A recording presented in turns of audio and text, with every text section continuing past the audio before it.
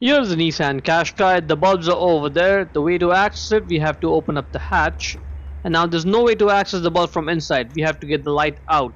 This light is held in place by two bolts, 10mm. You'll need a socket ratchet combination for that, 10mm. And you'll also need a duct tape to get the light out of the body. Let's go ahead and twist his left and get this one bolt off. And let's get the second bolt off. Now grab the light and try rocking it a little bit here and there, just to sort of loosen it up. That is good. Now let's go ahead and get the duct tape, peel one big section off and put it on the light the way I'm showing, and leave a little bit at the very end just undone so you can grab onto it. Use it like a handle to yank the light off.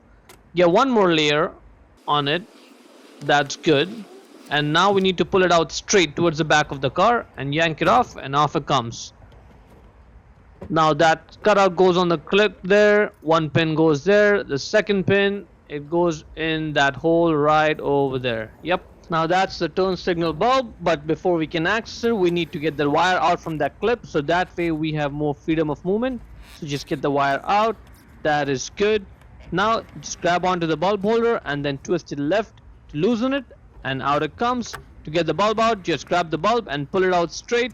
The bulb size is right there on it, 7440. It's a single filament bulb. Check the link in the description or the top right corner of the video to buy it from Amazon.